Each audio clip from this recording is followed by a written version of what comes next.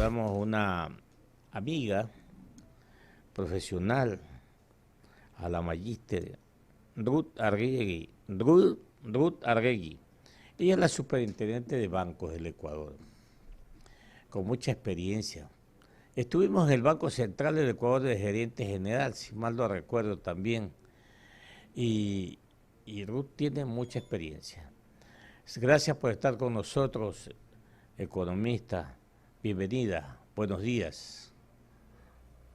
Gracias también por la invitación, estimado Clever, también a Jorge, que entiendo está en la radio. Saludar muy cariñosamente a quienes siguen su programa Contrapunto en Radio Huancavilca. Es realmente estoy muy honrada de estar en su programa. Muchas gracias, muchas gracias. Nosotros también nos complacemos porque cuando invitamos personajes como usted, que son indudablemente, tenemos temas áridos para el público oyente, pero como siempre advierto que en la radio el público es heterogéneo. Nos escuchan médicos, nos escuchan abogados, nos escuchan economistas, ingenieros comerciales, amigos del volante. A propósito, saludo al doctor, al homeópata Miguel Ojeda, que nos escucha todas las mañanas, y me envió un mensaje que más tarde hablaremos de ello. Pero con usted, economista, vamos a pasarle un poquito la revista a las actividades del sistema financiero nacional. Siempre los agentes económicos, me refiero a las familias, a la empresa y al mismo gobierno, pero hablo de las familias y de las empresas, se están quejando o nos estamos quejando o también advirtiendo que cómo es posible que las tasas de interés se fijen a través de decretos, a través de regulaciones, que cuando realmente tenemos nosotros aquí un ejemplo muy cerca, en avión 2 horas y media casi, que es Panamá. En Panamá la tasa de interés la regula prácticamente el mercado, la oferta y la demanda. Y nosotros también estamos dolarizados, sin embargo tenemos que esperar que la Junta de Regulación Financiera hasta ahora, porque se creó ya con la nueva ley una Junta Monetaria, una Junta de Regulación Financiera o una Junta Financiera, aún no han ido la terna, no ha ido a la Asamblea Nacional para ser aprobada, entonces estos entes no están todavía nombrados. Pero ahora digo, repito, está la Junta de Regulación Financiera y el Banco Central. Pero la queja es, se fija la tasa de interés a través de decretos, a través de regulaciones. ¿Usted qué lectura tiene al respecto?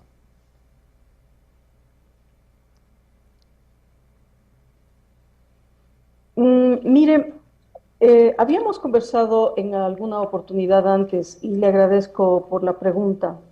En realidad hay algunas cosas que están alrededor de la fijación de los precios, del establecimiento de precios, quiero decir, de las industrias. Concretamente, en el sistema financiero, tiene muchísima influencia en términos de determinar costos bancarios o costos financieros, algunos elementos que son endógenos de las instituciones y algunos elementos que son exógenos a las instituciones. Usted acaba de mencionar algunos elementos que tienen que ver con, por ejemplo, la caída de remesas de nuestros compatriotas que viven en el exterior. A eso yo le añadiría una serie de otros elementos que son importantes en términos de precios, ¿no? Los elementos que son importantes son el crecimiento o no de la economía. Ese es un elemento importante.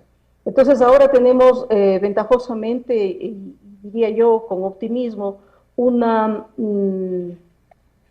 proyección que tiene el Fondo Monetario Internacional, que la ha hecho ya pública, que hace relación a que el Ecuador seguramente en este año podrá crecer o crecerá en esa estimación en alrededor de 2.5% del Producto Interno Bruto. Esa es una buena noticia porque de alguna manera lo que significa es que hay una reactivación dentro de la economía. La otra buena noticia es que los precios del petróleo se han incrementado y el precio, digamos que es un precio, ¿no es cierto?, lo que es el riesgo país, que es un precio de referencia de la tasa internacional, el riesgo país ha bajado.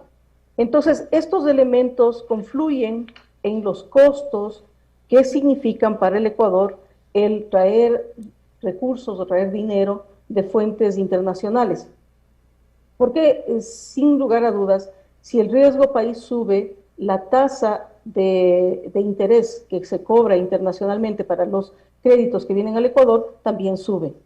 Entonces, estos elementos a los que me he referido son elementos importantes en la estructura de los costos, del fondeo de costos de los precios para productos y servicios financieros. Este es un elemento y es un elemento importante. El segundo elemento es, también debemos considerar que venimos nosotros de una serie de distorsiones respecto de lo que es precisamente el establecimiento de las tasas de interés. ¿Cuáles son estas deformaciones, por decirlo de alguna manera? Que nosotros teníamos unos 8 segmentos de crédito hacia el año 2008 en el Ecuador, y estos segmentos de crédito se fueron multiplicando de tal manera, o abriendo el abanico, digamos, de los segmentos de crédito de tal manera, que llegaron a ser 23 segmentos de crédito. Entonces, había que corregir esta distorsión, que lo hemos hecho ventajosamente en una alianza de trabajo, quiero decir, en una alianza con el Banco Central, con la Junta de Política y Regulación Monetaria. Hemos podido entonces con ese trabajo mancomunado regresar por lo menos a 13 segmentos de crédito, y estos 13 segmentos de crédito corrigen de alguna manera las distorsiones, pero también lo que permiten es mayor inclusión financiera, es decir, poder regresar, recuperar parte de esta población que no tenía acceso, como usted bien lo acaba de mencionar, que no tenía acceso a los servicios y a los productos financieros. En especial, uno de esos productos y servicios es el crédito. No es el único, desde luego, es importante, pero no es el único. El más importante quizá es el ahorro.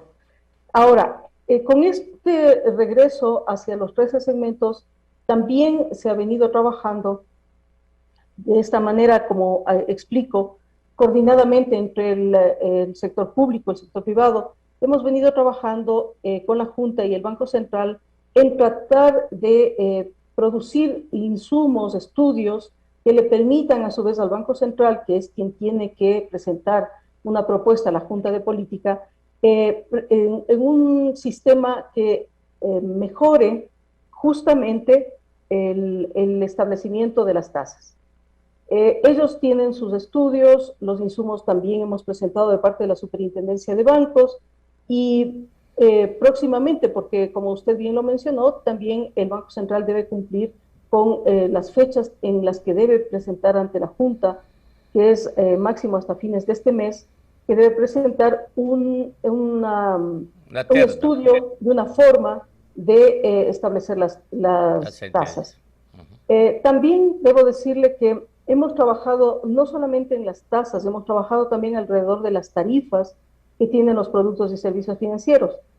Ahí incluso hay una muy buena noticia que la anunció hace 2 semanas el gerente del Banco Central del Ecuador, en donde él menciona, y es parte del trabajo que se ha venido haciendo, sobre la eliminación de una de las comisiones que había para lo que tiene que ver con transferencias electrónicas, para quien recibe transferencias electrónicas.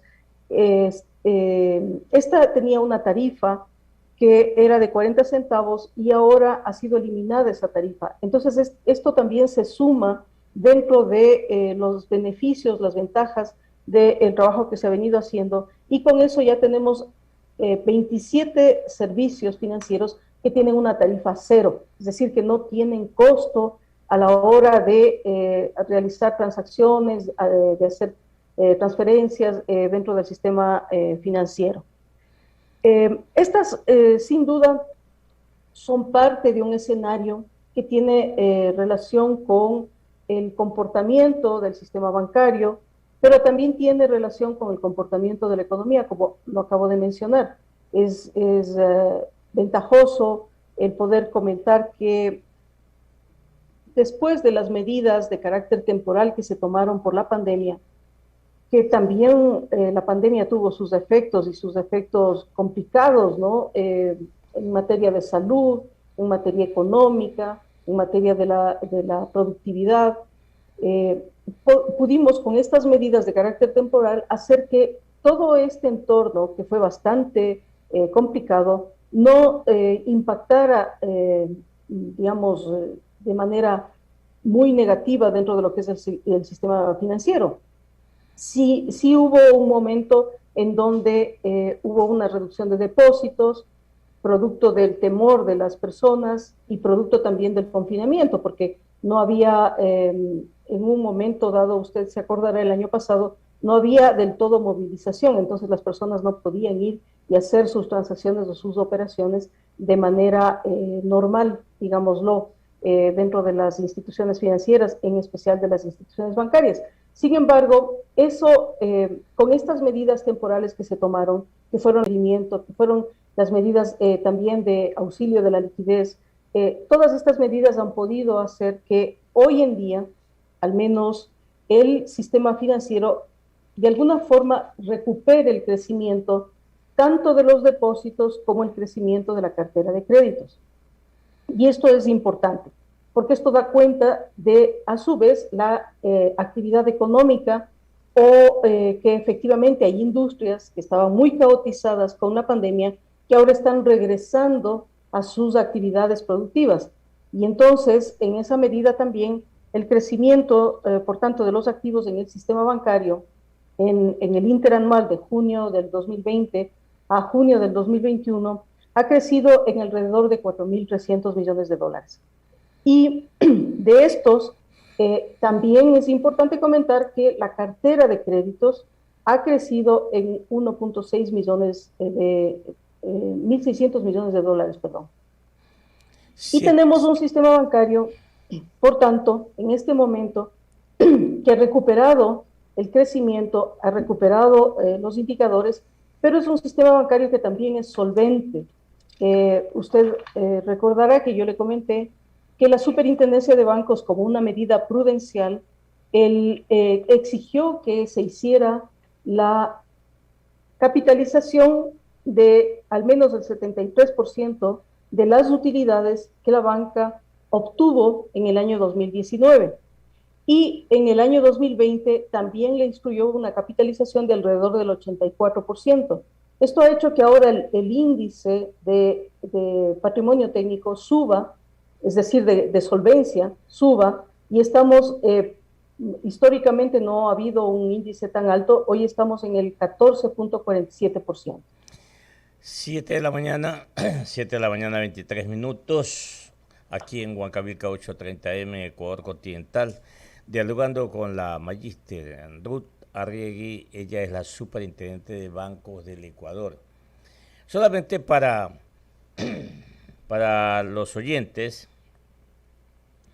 la superintendencia de bancos es como la Federación Ecuatoriana de Fútbol. La Federación Ecuatoriana de Fútbol es la máxima autoridad o es el órgano rector del fútbol ecuatoriano. La Superintendencia de Bancos es el órgano rector del sistema financiero nacional. Entonces le toca a la Superintendencia de Bancos hacer cumplir las regulaciones, la ley del régimen monetario y todas las normativas que tienen que ver con el sistema financiero. En ese orden, pues, estamos conversando con la superintendente de bancos y lo que le interesa al público es, por ejemplo, dos temas importantísimos. Las tasas de interés que usted ha aludido, y que, por ejemplo, se están fijando tasas de interés para los MIPES o las MIPES en el 28% anual. Eso es muy alto todavía. Es verdad que es el riesgo que se corre, etcétera, pero eso le toca al gobierno ver cómo alienta, cómo estimula a las MIPES, a lo mejor en la banca pública, banca de desarrollo, pero es imposible una inversión con 28% anual acá en el Ecuador. Pero repito, ese no es papel de la superintendencia de bancos, es del control que tiene que hacer. Como también las tasas de interés al uso de las tarjetas de crédito. Por ejemplo, por el uso de la tarjeta de crédito aquí en el Ecuador hemos llegado hasta niveles de 8%. Entonces, una cosa es ir a comprar con una tarjeta de crédito y otra cosa es ir a comprar en efectivo. Por eso es que los almacenes, los dependientes, le preguntan a uno, ¿usted va a pagar con tarjeta de crédito o va a pagar en efectivo? Y alguien que no sabe pregunta, ¿por qué me consulta esto? Porque yo tengo este es el precio en efectivo y este es el precio en tarjeta de crédito o con tarjetas de crédito. En ese orden, economista, repito, es un tema árido para el público oyente, pero lo tratamos de hacer usted y yo muy sencillo.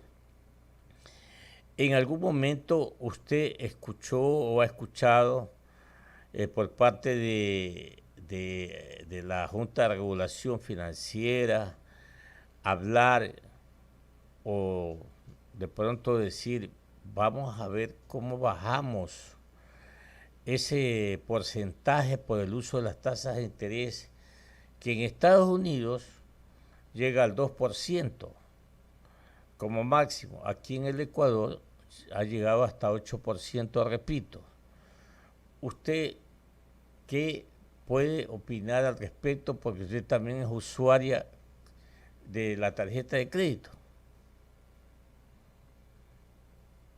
Mire, como le había mencionado, nosotros hemos venido trabajando conjuntamente con el Banco Central y las otras instituciones que conforman la Junta de Política y Regulación Monetaria, porque este es un tema que, como usted bien lo menciona, nos preocupa a todos los ecuatorianos. Más allá, quiero decir, de las autoridades, de qué se trate, ¿no es cierto? Entonces, la Superintendencia de Bancos ya ha presentado unos insumos que le van a servir al Banco Central para que ellos a su vez puedan determinar una metodología de establecimiento de tasas. Por ejemplo, por ejemplo, en esto, como lo acabo de decir, hay ciertos costos implícitos que son costos que están alrededor del dinero, ¿no es cierto?, que tienen que ver con el establecimiento de la tasa. Yo le mencionaba el riesgo país, es sí, un ejemplo. Otro ejemplo tiene que ver con los impuestos, porque todos estos suman, ¿no es cierto?, a la hora de poner los precios en los productos y servicios financieros, suman. Entonces, es importante el quitar o el eliminar cierto tipo de intereses, de impuestos que aplican, que afectan directamente al costo de los productos crediticios y que a su vez entonces suben la tasa de interés. El gobierno ya ha anunciado, por ejemplo, la eliminación del ISD para lo que tiene que ver con ciertos sectores y ciertas industrias. El impuesto de la salida de divisas es un impuesto que afecta de manera directa al costo de los productos crediticios. Entonces, ese es un camino. Un camino es ir quitando estas cargas, que son cargas tributarias, que a la hora de fijar el precio de los intereses en el crédito suben. Por ejemplo, tenemos también ciertos costos de las telecomunicaciones. Eh, estos costos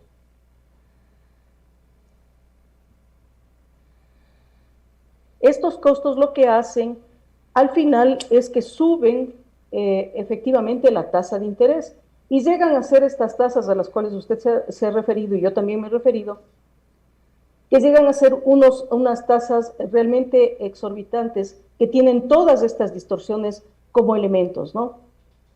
Entonces, en la medida en que se van quitando los componentes que hacen que la tasa suba, en esa medida vamos a ir logrando también que la tasa se vaya reduciendo. Y yo le decía, hasta el 30 de este mes tiene precisamente el Banco Central del Ecuador, tiene que presentar ante la Junta de Política y Regulación una metodología para establecer las tasas de interés, y todos nosotros, al menos las instituciones que estamos formando parte de la Junta, hemos entregado estudios, hemos entregado insumos, hemos entregado información que le puede servir al Banco Central a la hora de presentar una metodología de cálculo que ayude a bajar precisamente las tasas. Usted ha mencionado a los Estados Unidos. En los Estados Unidos, ¿por qué tenemos una tasa mucho menor que la que hay en otros países de América incluso? Porque ellos utilizan una tasa prime. Entonces, la metodología de los Estados Unidos, del Federal Reserve, es anclar o tomar de referencia una tasa que es una tasa de lo mejor o de los mejores créditos que se producen en el crédito comercial. Dentro de esos, o empresarial, digamos, dentro de esos establecen o más bien calculan una tasa que es la que sirve de referencia o es la que sirve de anclaje para que las demás tasas puedan converger a esa tasa. Pero esa es una metodología, es decir, también estamos hablando de los Estados Unidos, que tiene prácticamente cero, digamos, muy bajo el riesgo país, que tiene una serie de elementos que ayudan a la hora de fijar tasas, ¿no? Que ayuda también la demanda, la oferta y demanda del mercado financiero y del mercado de créditos en los Estados Unidos, cosa que no necesariamente sucede en nuestros países, pero que sí puede servir de referencia también esa metodología para que la estudie y la analice el Banco Central del Ecuador. Y a lo mejor, Magíster, a lo mejor son las 7 horas 33 minutos en el Ecuador continental. A lo mejor, si no tomamos como referencia Estados Unidos, debido a que es una economía desarrollada, que tiene un mercado financiero desarrollado, ¿no será que hay que hacer una simulación cogiendo o tomando el modelo de Panamá? Hace 51 años aproximadamente Panamá adoptó esta forma de fijar la tasa de interés, se la dejó al mercado. Panamá tiene como moneda de curso legal el dólar, pero hace décadas ya superó los 100 años, porque acá en el Ecuador apenas tenemos 20, 21, vamos a tener, pero ¿por qué no hacer una simulación, no? Porque nosotros tenemos la dolarización, nos jactamos que tenemos una moneda dura, tipo de cambio fijo, etcétera, etcétera. Pero tenemos tasas de interés como si fuera o que tuviéramos circulando el sucre. Entonces ese es el problema de los costos y altos costos que tiene la economía ecuatoriana. repito, a lo mejor hacer una simulación, aunque no la pongamos en práctica, pero algo debemos de hacer, porque si seguimos, con todo respeto, mi estimada Ruth, con todo respeto, si seguimos creando metodologías o formas para fijar la tasa de interés vía regulaciones o decretos, como que no vamos a avanzar, como que no vamos a avanzar. Por último, para terminar este diálogo con usted a las 7:35, usted nos ha dicho que el sistema financiero está estable, está sólido, está fuerte, que los depósitos han aumentado, ya debemos haber superado los 37.000 billones de dólares en depósitos a la vista. Eso es bueno, indudablemente que sí. Cuando hay un sistema financiero fuerte, sólido, la economía, a la economía le sirve. Hay algo más que decir en cuanto a la función suya, a la de controlar, a la de que se cumplan con todas las normativas que dicta la Junta de Regulación Monetaria, la misma ley de régimen monetario. Te lo he dicho que sí, pero ¿qué puede contarnos de ese proyecto de ley de internacionalizar nuestro sistema monetario como lo tiene Panamá, y que ese proyecto de ley está ahí anclado, está adormitado o dormido en la Asamblea Nacional? ¿Conoce al respecto algo, mi estimada Magíster Ruth Arregui? Sí, mire, varias cosas de las que usted acaba de mencionar. La primera cosa es, nuevamente, efectivamente, como usted dice, no es que uno por decreto puede bajar tasas de interés. Esto tiene que responder efectivamente al comportamiento del mercado. Pero para que también pueda haber una condición, digamos, adecuada para que eso suceda, es importante el mencionar, como lo he hecho, que hay una cierta reactivación de industrias que por efecto de la pandemia estaban absolutamente caotizadas y que ahora de alguna manera están teniendo esta reactivación. Eso es importante. Y es importante porque eso hace que la economía pueda tener el desempeño que ha mencionado el Fondo Monetario, que podría ser de un crecimiento del 2.5%. Entonces, en esa medida también esto impacta dentro de los costos de productos y servicios financieros, porque si usted tiene un crecimiento de los depósitos, usted puede entonces tener financiamiento y liquidez para el sistema bancario. Financiamiento local, quiero decir, y no financiamiento que usted tiene que pagar una tasa internacional.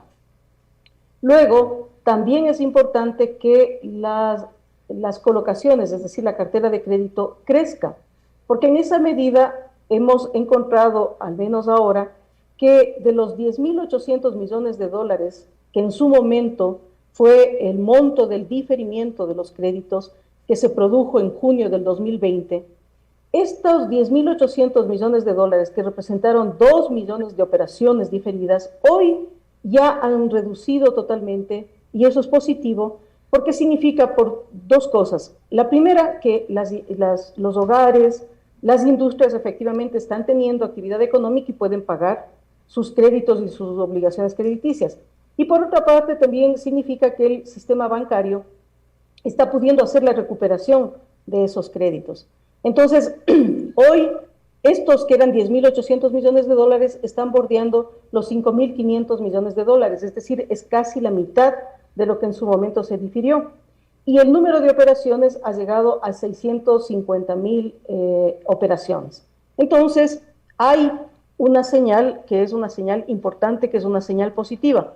Y como usted bien también lo mencionó, los depósitos del público ahora han crecido desde el año 2020 a esta fecha en casi 38.000 millones de dólares. Y esto es positivo también para la economía, para el desempeño de la economía. La otra cosa que es positiva en términos del precio de los productos y servicios bancarios es, por ejemplo, la tasa de morosidad. Y la tasa de morosidad también se disparó el año pasado cuando se produjeron estas medidas de confinamiento, y entonces hoy ya la tasa nuevamente ha convergido, digamos, y en lo que tiene que ver con los bancos, la tasa promedio llega a ser del 2.85%. Entonces, todo esto en su conjunto ayuda a generar una cierta situación que es favorable, que es positiva, tanto para la economía del país, cuanto para la mejora de los precios de los productos y servicios financieros. A esto, sumarle lo que usted acaba de decir, que hay una ley de defensa de la dolarización que ya fue aprobada, que ya está implementándose, que lo estamos haciendo las instituciones que nos corresponde la implementación, y esa ley de defensa de la dolarización va a permitir, a su vez, mandar señales positivas respecto de la seguridad jurídica del país. Y esas señales positivas harán que, sin duda, puedan venir inversiones, capitales extranjeros en la industria bancaria, así como en otras industrias, pero en la industria bancaria, que a su vez puedan ayudar en la competitividad y en la competencia de las instituciones locales para mejorar los precios de los productos y servicios bancarios. Y finalmente, ¿hay alguna instrucción de parte de la Superintendencia de Bancos para atender ya esas denuncias que son públicas de parte de los nuevos funcionarios de la Corporación Financiera Nacional en cuanto a la concentración de créditos y a la abultada deuda o la cartera vencida? ¿Ustedes no tienen todavía conocimiento o ya, repito, alguna instrucción al respecto? Mire, el artículo 72 del Código Orgánico Monetario Financiero no me permite a mí hacer pronunciamientos respecto de las instituciones que son controladas por la Superintendencia de Bancos, mientras las revisiones y las observaciones que hace la Superintendencia de Bancos están produciéndose, ¿no es cierto?, incluso hasta un año posterior. Sin embargo, toda la revisión que ha hecho la Superintendencia es precisamente la que se ha puesto en conocimiento de los actuales administradores de la Corporación Financiera Nacional, y en la expectativa todos estamos esperando que se hagan los correctivos que son del caso y que muchos han sido ya observados por la Superintendencia de Bancos. Muy bien, le agradecemos por estar con nosotros aquí en Huancavelica 830M, mi estimada amiga Magister Ruth Arregui, superintendente de bancos. Que le vaya muy bien, me alegro de verla bien, de salud, que es lo más importante. Un abrazo para usted y buena semana. Igualmente, muchas gracias, ¿no? Gracias.